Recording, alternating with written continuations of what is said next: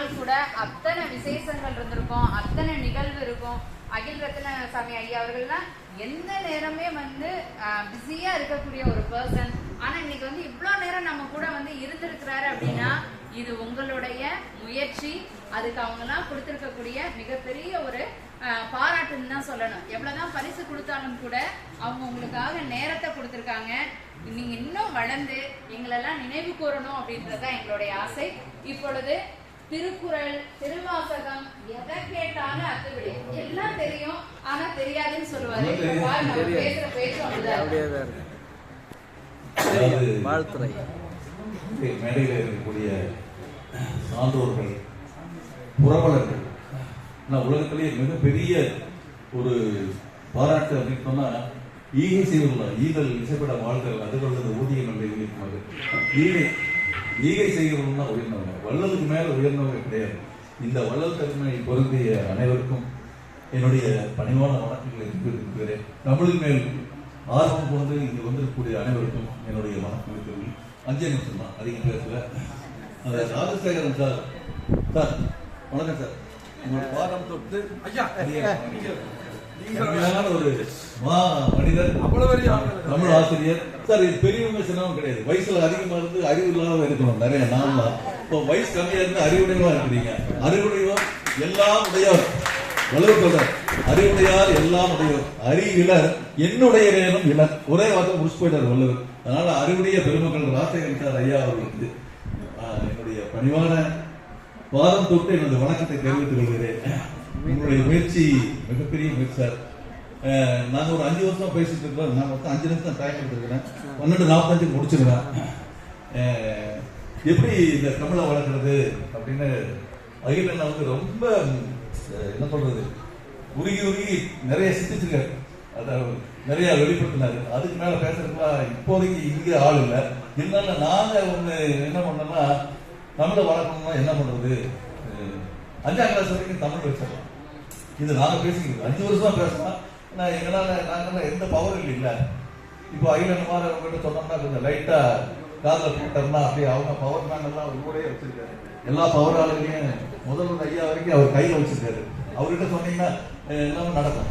அது எங்க ஊரினுடைய தன்னலங்கிறதா தலைவர், அவருக்கு ஒரே பேர் தான். அது ஏகப்பட்ட வேலை செய்யறாரு. ஏன்னா எங்க ஊருக்கு இன்னொன்னு பேர் சொல்லிடுறேன், மெட்ரோ ரயில் அண்ணா கொண்டு வர போறாரு. அதுக்கு நம்ம இப்போ ஒரு பாராட்டு. அப்போ 5ஆம் கிளாஸ் வரைக்கும் தமிழ் வச்சா, தமிழ் என்பது தாய்ப்பால். தாய்ப்பால் கொடுத்த குழந்தை சிறப்பா இருக்கும். நீங்க சிந்திச்சீங்கன்னா 5 மொழி தெரிஞ்சா கூட சிந்திச்சீங்கன்னா தமிழ் தான் சிந்திக்க முடியும். வேற மொழி சிந்திச்சா வராது. வேற மொழி சிந்திச்சீங்கன்னா நீங்க அறிவியல் அறிவுடைய ஆகணும்னா தாய்மொழிகளாம் சிந்திக்கணும். தாய்மொழி கற்றாதான் அறிவு. அறிஞர் அண்ணா இருந்து இன்றைக்கு இருக்கக்கூடிய அப்துல் கலாம் ஐயா வரைக்கும் தாய்மொழிகளை படித்துதான் இந்த உயர்நிலைக்கு போனாங்க. தாயை புறக்கணிப்பதும், தாய் மொழியை புறக்கணிப்பதும், தாய் நாட்டை புறக்கணிப்பதும் எல்லாம் ஒண்ணுதான். அப்போ 8ஆம் கிளாஸ் வரைக்கும் தமிழ் வைக்கலாமா? 8ஆம் கிளாஸ் வரைக்கும் தமிழ் கல்வி வச்சா பசங்களாம் படிச்சுருவாங்களா, நல்லா வருவாங்களா? இது ஒரு 2 பாயிண்ட். 3ஆம் பாயிண்ட் நாங்க என்ன பேசணும்னா, தமிழ் படித்தவர்களுக்கு அரசு வேலையில 50% அனௌன்ஸ் பண்ணுங்க. இது நாங்களா பேசிக்கிட்டது இங்கே சொல்றேன். தமிழ் படித்தா 50 +2 வரைக்கும் தமிழ் படிச்சாலே போதும், நம்ப வேண்டாம். காலேஜில் போயெல்லாம் கஷ்டப்படாது. ஏன்னா டாக்டர் ஐயா சொன்னாங்க, தமிழ் வழி கல்வி தாய் தமிழ் பள்ளினா ஒண்ணுமே இருக்காது, அங்க ஆங்கிலம்லாம் கற்றுத்தர மாட்டாங்க. தாய் தமிழ் பள்ளியில படிக்கிற குழந்தைகள் தான் ஆங்கிலம் சிறப்பாக பேசுகிறது. அரசு பள்ளியில படிக்கிற குழந்தைகள் தான் ஆங்கிலம் சிறப்பாக பேசுகிறது. மற்ற குழந்தைகளும் ஆங்கிலம் பேச தெரியவில்லை. ஏன்னா இன்னொரு 3 நிமிஷம் நம்ம கடைக்கு ஒரு பொண்ணு வந்தது. என்னம்மா இந்நாட்டில் இங்கே வந்துட்டேன், நான் இங்கிலீஷ் டியூஷன் பார்க்கணும். என்ன படிச்சு ஏன் டெய்ம் ஸ்கூல்ல எல்கேஜில இருந்து அங்கேயே தான் படிச்சேன். பூரா இங்கிலீஷ் மீடியம் படிச்சேன். பேச வரல. எப்ப பேச வரும், தமிழ் உள்ள இருக்கணும், அது கிளர்ந்து எழணும், அது ஆங்கிலமா வெளியில வரணும். அப்பதான் உங்களால பேச முடியும். அது வரைக்கும் பேச முடியாது. உள்ள நினைப்போம், ஆங்கிலத்துல வராது. ஆனா தமிழ்ல நினைச்சீங்கன்னா ஆங்கிலத்துல வெளியில வரும். அப்போ தாய்மொழி கல்வி +2 வரைக்கும் ஒருத்தர் படிச்சா அரசு வேலையில 50% +2 வரைக்கும் தான். காலேஜ்ல நீங்க தமிழ் படிக்க வேண்டாம், அங்க போய் ரொம்ப கஷ்டப்படாது. ஏன்னா இங்க ஒரு பீரியட் இங்கிலீஷ் வைக்கிறீங்க, அவருக்கு தெரியும் கஷ்டம் என்னன்னு. ஒரு பீரியட் இங்கிலீஷ்லயே படிச்சுக்கலாம். இப்போ நீங்க இப்போ நான் தமிழ் மொழியில படிச்சோம்னா பெருமைக்காக இல்லை, இப்போ ஒரு இதே ஸ்பீட் ஆங்கிலத்தில் பேசுறோம் பேசுறோம்.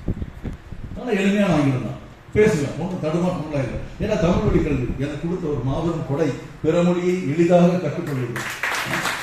தமிழின் தாய் எனக்கு கொடுத்த பால். நான் ஹிந்தி பேசுறேன், நான் பம்பாய் அடிக்கடி போவேன். அவனுக்கிட்ட போய் ஈஸியாக பழகிட்டேன். நம்ம தைமொழி தெரியும், நம்ம மொழி தெரியுது. அடுத்தது கன்னடம் பேசுவேன், என் கிளாஸ் மட்டும் கன்னடம். தெலுங்கு பேசுவேன், மலையாளம் பேசுவேன். இதுக்கு அடிப்படை காரணம் என்ன? தமிழ். தாய் தமிழா? அவர் சொன்னாங்க, தமிழுக்கு தான் தாய்ங்கிற பேர் இருக்கு.